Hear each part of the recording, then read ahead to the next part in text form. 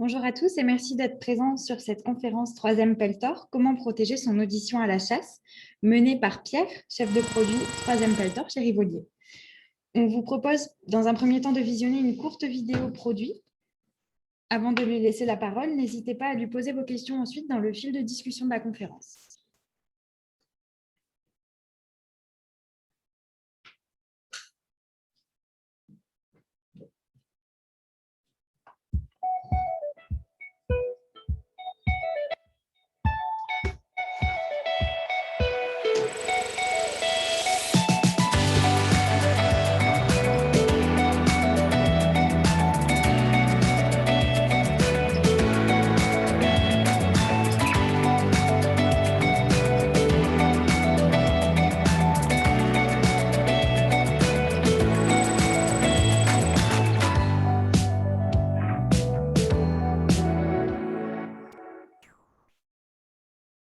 Bonjour à tous, bienvenue à cette conférence sur la thématique de comment protéger ses oreilles à la chasse. On va protéger ses oreilles à la chasse de différentes manières. La première est de mettre évidemment une protection extra-auriculaire, à savoir un casque de protection auditive, ou alors une protection intra-auriculaire, à savoir une oreille, une protection qu'on va mettre à l'intérieur de l'oreille, comme les petits bouchons, les EP100 ou les LEP200. Pourquoi d'abord, il est important de savoir pourquoi on protège ses oreilles. Parce que comment, je vais vous l'expliquer juste après, mais pourquoi, ça prend une question essentielle avant de rentrer dans le dur, à savoir pourquoi se protéger, tout simplement parce que nous, chasseurs, l'outil le plus utilisé à la chasse étant le fusil de chasse, la carabine également, sont des produits qui vont aller déchaîner ou plutôt donner un son qui va être un son qui va être qualifié de nocif pour l'oreille. Je vais rentrer dans la technique, c'est-à-dire que tous les sons qui sont au-delà de 82 décibels, c'est le seuil de nocivité d'un son. Un fusil ou une carabine, on va avoir des sons en fonction des calibres qui vont osciller entre 120 et jusqu'à 170, 180 décibels. Donc, chaque coup de fusil sera nocif pour l'oreille. Il y a un petit schéma qui va vous être montré, qui va vous expliciter comment est faite l'oreille. Les deux choses qui vont avoir un impact nocif, c'est, on parle de souffle et de bruit instantané. C'est-à-dire que le souffle, ça va être le blast qui va être généré par le souffle du canon. On voit quand on tire une carabine à travers un milieu un peu forestier, on va t'entendre les 2-3 fois qu'ils sont devant bouger. On devine le blast que ça dégage à travers les canons, par exemple, d'un char, qui vont générer un blast, un gros souffle. Donc, ce souffle peut endommager l'oreille. Maintenant, dans les calibres utilisés à la chasse, ceux jusqu'au 338 la PUA ou 375 de Landoland, qui sont des gros calibres utilisés à la chasse, les plus gros qu'on pourrait trouver et utiliser sur le marché, ces calibres-là vont avoir un blast qui sera limité vers l'avant du canon. Même ceux qui utilisent des freins de bouche, le son sera projeté, ce blast sera projeté sur l'avant et sur les côtés. Mais en aucun cas, il va revenir ce blast, ce souffle, endommager l'oreille, la partie oreille externe qui comporte cette partie-ci de l'oreille, comme on le voit sur le schéma, et la partie arrière. Là, on va voir un impact réel, ce sont sur ces sons qui vont être amplifiés par la détonation, et ces sons-là vont venir endommager une partie qu'on peut voir soit à travers le tympan, mais ça va faire un endommagement qui sera très léger, une petite coupure qui sera elle-même résorbée par le tympan qui va se régénérer sur une petite fissure légère. Maintenant, ça va être dans l'oreille interne, une partie qui s'appelle la clocher, et toutes les cellules, on pourrait comparer ça à un escargot, toutes les cellules, l'espèce de petits fils qui vont filtrer le son, sont, elles, endommagées et abîmées définitivement, et elles ne vont pas repousser, contrairement aux cellules de la main ou du tympan, qui pourront, en cas de petite blessure, se reformer. Donc, chaque coup de fusil ou chaque coup de carabine va venir endommager ces cellules ciliées qui sont à l'intérieur de la clocher, donc de l'oreille interne. Et c'est pour cela qu'il faut se protéger. À chaque coup de carabine, chaque coup de fusil, on va endommager de manière définitive ses oreilles. Donc, maintenant que j'ai expliqué comment on se protège, la façon de se protéger, elle est simple. On va venir bloquer ces sons qui sont nocifs. Les sons, en l'occurrence, vont être bloqués de différentes manières. Peltor a différents types de casques qui sont utilisés. Donc, il y a les casques de base qui sont ici la version Bullseye, avec une protection qui va être assez limitée, dans le sens où on sera autour des 27 décibels en termes d'SNR, d'atténuation. On a une gamme qui est dédiée aux enfants. Bien souvent, moi, j'ai démarré la chasse, je tenais le chien à côté de mon papa et j'avais aucune protection, si ce n'est que si j'avais le chance de voir que mon papa l'épaulait, je mettais mes doigts sur les oreilles, mais quand je tenais les chiens, c'était pas facile. Donc, il y a des versions Kid qui sont faites exclusivement pour ça, qui sont dimensionnées en termes d'arceau à la taille d'une tête d'enfant. Donc, on a ces versions Kid pour les garçons, les jaunes ou les roses pour les filles. On a une autre catégorie de casques. Pour ceux qui vont aller s'entraîner de manière récurrente au ball trap, c'est sur ces versions-là, Optime 3, que j'utilise à titre personnel. Si je passe la tondeuse, c'est un casque qui va avoir la meilleure protection en termes de casque passif, c'est-à-dire qu'ils vont couper le son uniquement, il n'y aura aucune électronique à l'intérieur intégrée, donc c'est un casque dit passif. Et donc, ce casque-là va protéger, lui, à un niveau de 35 en termes d'atténuation SNR, c'est le plus haut niveau pour les casques qui sont proposés par 3M sur le réseau chasse. Le dernier, qui est un peu un contre-exemple de l'ensemble des familles de casques passifs, pour retenir une idée générale, plus le casque est épais, mieux il va protéger. Là, on a un petit contre-exemple qui est dans la gamme des X, les X4A en l'occurrence, c'est une version orange, elle existe en jaune fluo, qui vont avoir la possibilité de rajouter un petit circuit qui est, hop, là, c'est un kit Bluetooth qui va venir en complément de ce casque-là, qui est normalement livré juste avec des coques standards. Et là où, pour moi, c'est un contre-exemple, c'est que c'est la meilleure performance, le ratio entre la finesse et l'épaisseur de coque et la meilleure atténuation possible. Donc, on a un excellent ratio, performance et finesse de casque. Ce n'est pas pour rien qu'il est d'ailleurs utilisé par un champion qui défend on va dire, les couleurs de la France, qui va défendre aux prochains Jeux Olympiques, Emmanuel Petit, pas confondre avec son homonyme du football, mais avec ce tireur qui est spécialisé dans le skeet, qui est une discipline olympique, qui utilise ce casque. On peut rajouter cette version-là, qui est un kit Bluetooth, qui va s'insérer simplement ici et va permettre, lors d'entraînement, de pouvoir communiquer à travers le Bluetooth qui est relié à son téléphone ou un Toki. Donc, le kit Bluetooth permet de communiquer pendant l'entraînement et évite, si on est sur un pas de tir où il y a une dizaine de lancers, de devoir lever l'oreille. Et au moment où on lève l'oreille, il y a le copain qui est à 10 mètres qui tire et paf, point de détonation. Donc là, on évite ce problème avec ce petit kit Bluetooth lors d'un entraînement. On va pouvoir se protéger également grâce à des casques qui sont dits électroniques, actifs. On va pouvoir se protéger avec les casques qui sont ici, les best-sellers, qui sont les Sportac. Les Sportac, c'est le casque le plus vendu en France en termes de protection auditive. Ce casque-là se décline en différentes versions. La première, c'est la plus vendue, qui est avec des coquilles orange et vertes. Il est disponible également en coquilles noires et rouges. Et depuis peu, il est disponible en version camo, avec des kits ici orange camo, ou alors un vert camo. On a la possibilité de rajouter, pour gagner en protection, ces petites kits hygiène mousse, kit hygiène gel, pardon. Et ici, on voit la différence avec une version rose qui a été sortie pour un événement. On voit ici la mousse. Là, on a un gel qui est un peu écrasé, mais il va s'écraser pour une bonne raison, c'est qu'en fait, il va davantage épouser la forme de la personne, la forme du contour de l'oreille, mais également pour ceux qui ont des lunettes. Il faut savoir que le son est conduit par les branches, et de la manière dont on a des lunettes avec une branche rigide, on va écarter un tant soit peu, légèrement, le casque et perdre en protection auditive. Donc, on va, grâce au kit gel, limiter, quasiment annuler l'effet néfaste que pourrait avoir une branche de lunettes qui laisserait passer le son, alors qu'avec les kits gel, on limite ça.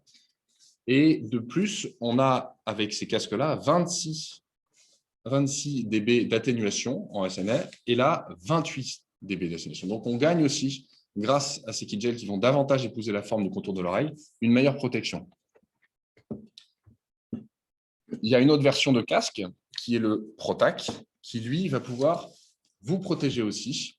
L'intérêt, puisqu'on parle de protection aussi dans la chasse, la raison pour laquelle le Sportac est le plus vendu, c'est qu'on va aussi pouvoir entendre. L'intérêt de ces casques-là, le Sportac, c'est qu'on va pouvoir moduler le son. On souhaite à la chasse entendre d'où vient le gibier, entendre si les chiens se rapprochent pour se préparer à un tir éventuel. Donc, il est important d'avoir un son qui est rendu en stéréo. Souvent, on a des personnes qui ont acheté ce casque-là parce qu'ils disent « Ah, bah, c'est bien, j'entends de nouveau ». Ils avaient tellement endommagé l'oreille qu'ils arrivent à entendre mieux. On peut entendre mieux puisqu'effectivement, on va moduler le son. Donc, on va couper les fréquences qui sont négatives, nocives au-delà de 82 décibels et on va amplifier, moduler ce son qui est en dessous de 80 décibels jusqu'à 66 niveaux différents. En l'occurrence, on va passer de 0 sur ce casque-là à plus 16 dB en termes d'amplification. Donc, on a une amplification très forte qui fait que si on a une audition qui est faible, parce qu'il a été abîmé par les années de tir répétitif, on va pouvoir améliorer son audition grâce à ce petit produit, et ce, en son stéréo. Donc, on a une finesse en termes de réglage. On a aussi la praticité de ce casque qui permet, une fois replié, de tenir dans une poche, dans un sac assez rapidement. Le Protac Hunter, lui, ne se repliera pas et il n'y aura que 5 niveaux différents d'amplification. En plus d'une autonomie qui sera un peu restreinte. Ici, 600 heures d'autonomie et on est sur 200 heures sur le casque Protac Hunter, qui est une version intermédiaire. Un bon rapport qualité-prix par rapport au Sportac, qui est clairement le best-seller du marché. Donc, on va pouvoir se protéger. Et on peut se protéger pour un Sportac qui est aujourd'hui avec les coquilles camo proposées à 199 € à l'ensemble du réseau armurier. Avec les kits hygiène gel, il faut rajouter 75 € pour bénéficier de cette protection qui rajoute 2 dB d'atténuation et donc une meilleure atténuation et un meilleur confort aussi, puisque le kit gel, c'est le moyen aussi de rapporter un peu de fraîcheur sur une petite mousse plastique qui va, au bout d'une séance de 2 heures de tir de balle trappe, on aura un peu chaud, on va transpirer. Avec le kit gel, on élimine ce côté négatif. Maintenant, il y a une autre possibilité pour ce qui est de se protéger des oreilles. Je vous ai parlé de protection extra-auriculaire. L'intra-auriculaire, avec les bouchons, il y a 2 types de bouchons. Il y a des bouchons mousse. Vous avez pu y mettre des espèces de boules caisses. C'est un peu le même concept. Maintenant, Peltor a grandement évolué par rapport aux anciennes boules caisses qu'on a tous mis parce que notre voisin de lit ronflait ou autre. Là, ces petits produits permettent de protéger ses oreilles, mais également de moduler les sons. On a des bouchons qui ne sont pas simplement des mousses, mais qui sont des protections électroniques qui vont moduler le son de la même manière que le Sportac sur différents niveaux. On va pouvoir ainsi fixer dans ses oreilles les petits bouchons mousse ici présents. Il suffit d'ouvrir son pavillon, la partie haute vers le haut, et on met un quart de tour vers l'arrière. On met en route le bouchon, et là, on a un rendu stéréo du son. Les 2 bouchons sont indépendants. Il suffit de le positionner avec une petite cordelette intermédiaire. On vient fixer tout simplement sur le produit.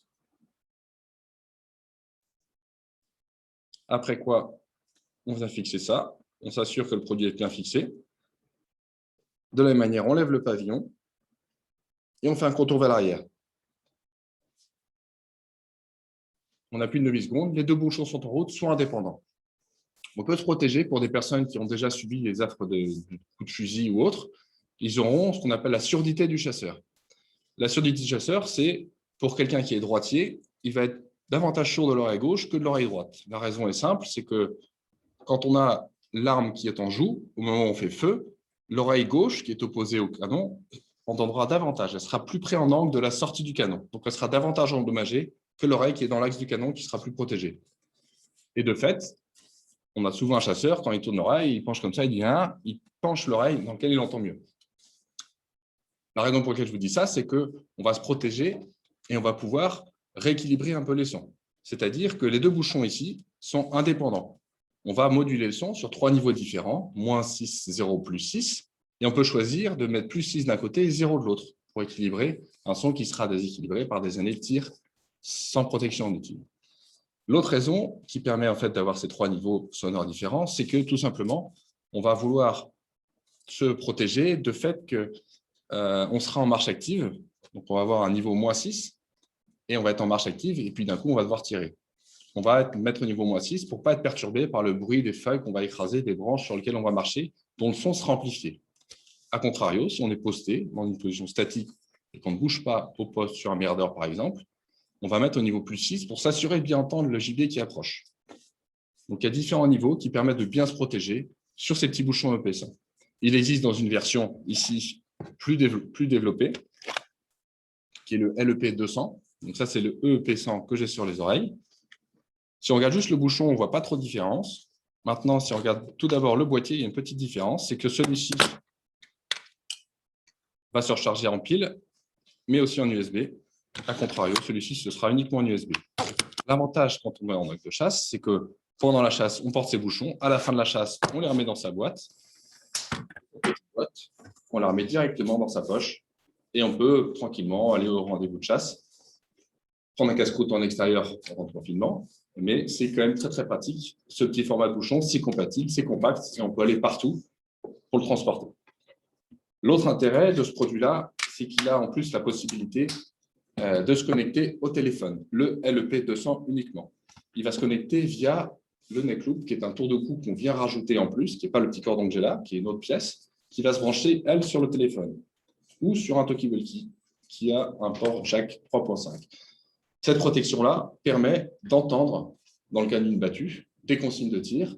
Si on doit, en action de chasse, on est limité en fin de saison à tirer un bracelet de serre, on peut recevoir la consigne directement, soit sur son téléphone, soit sur le talkie-walkie, à travers cet élément qui va générer un arc électrique et communiquer directement dans les bouchons.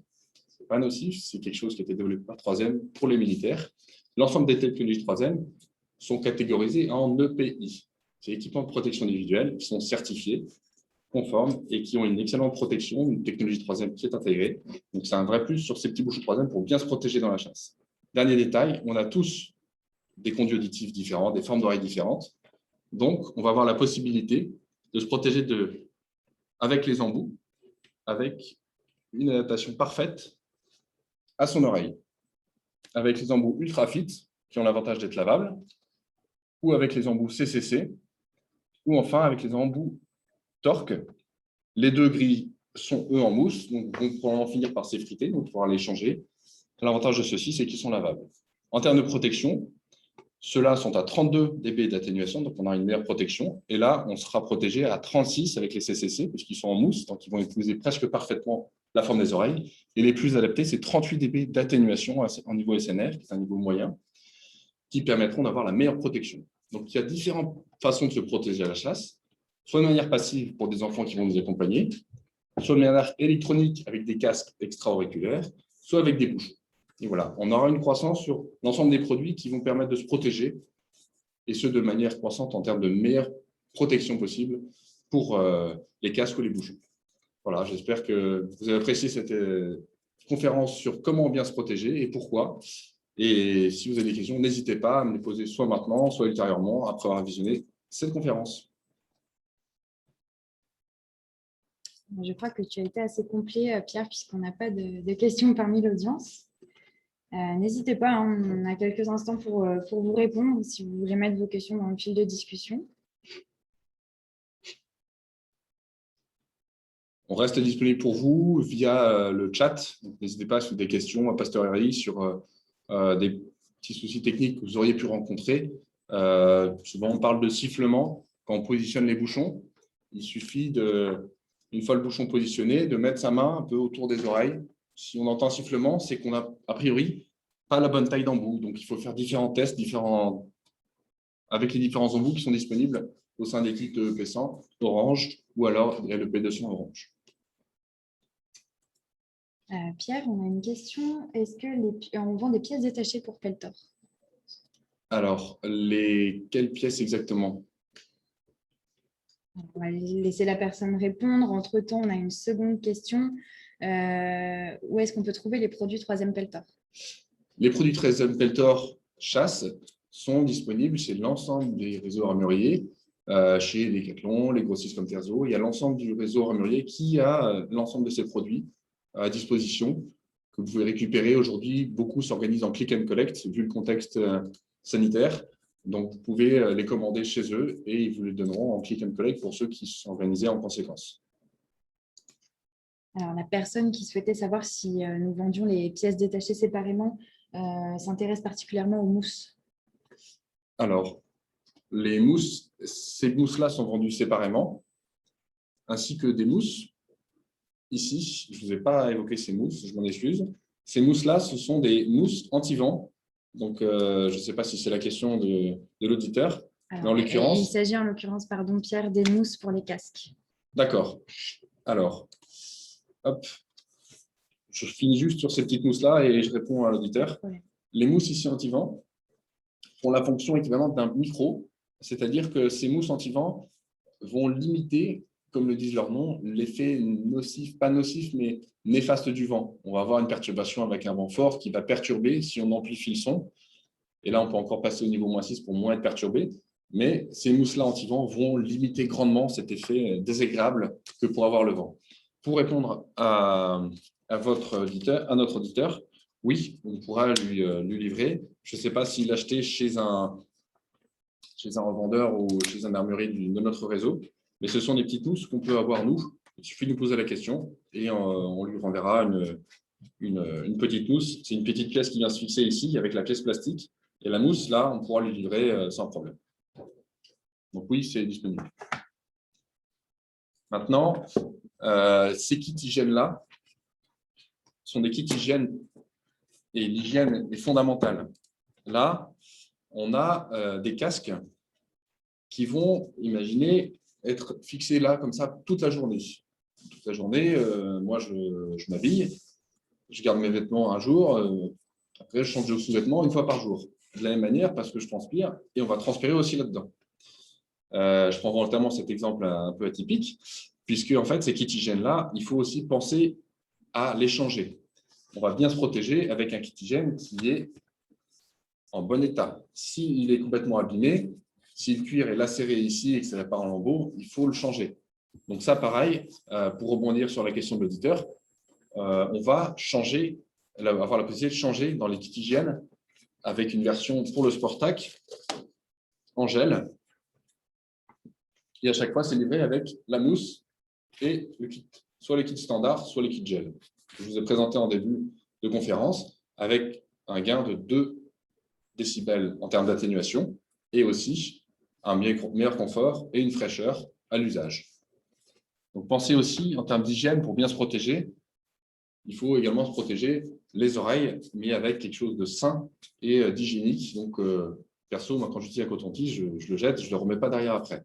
L'idée, ce n'est pas de changer ça à chaque usage, mais au moins, le fournisseur préconise un usage moyen de le changer une fois par an. Sur un usage limité, on va dire une chasse par mois, il faut le changer tous les 2 ou 3 ans. Ce kit hygiène gel-là.